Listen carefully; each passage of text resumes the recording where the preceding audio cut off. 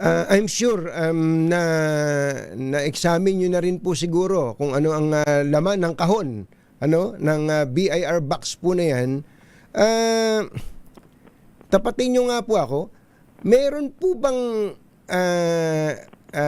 incriminating na laman yung BIR box? Kasi kaya po ganun ang tanong ko. Naalala nyo dati, nung impeachment po ni Presidente Joseph Estrada, ang naging mitya ng lahat, 'di ba? Naalala niyo yung envelope, yung brown envelope na nagbotohan po ang mga second envelope, nagbotohan po yung mga senador doon at siyempre inilaban ng kampo ni Presidente Erap Estrada na hindi ito dapat buksan, only to find out later na yung palang laman ng second envelope, dahil binuksan po yun, nandun po ako nung binuksan na nung nag-acting president na si Gloria Macapagal Arroyo, binuksan po out of curiosity ni noon ay Senate President Nene Pimentel.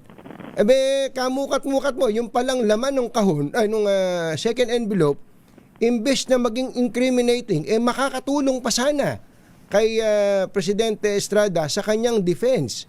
Hindi ko kaya ito, ang laki-laking usapin nito, parang ang dating ayaw niyong pabuksan dahil sa baka mapahama kayo. Baka nga at the end of the day, ang mangyari, makatulong pa ito sa inyo.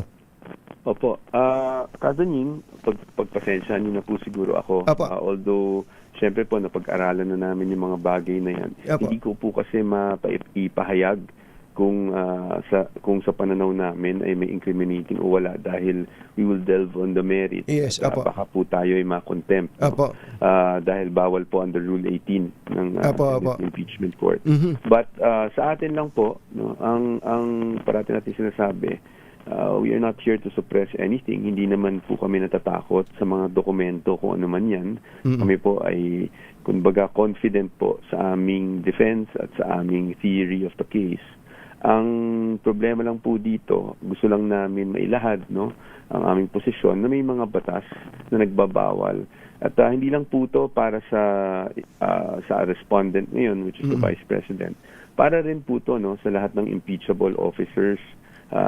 Kasi hindi naman po malayo na hindi ito ang huling magiging impeachment proceeding sa Pilipinas. At kailangan ma-establish natin kung hanggang saan ba ang kapangyarihan ng impeachment court, lalong-lalo na kung meron tayong mga, like nasabi natin, due process under the Constitution, but more significantly, meron tayong mga batas na mismong Kamara, Kongreso ang gumawa, both the Senate and the House, na nagbibigay ng tinatawag nating financial privacy rights at gumagalang sa confidentiality ng mga ganitong mga dokumento.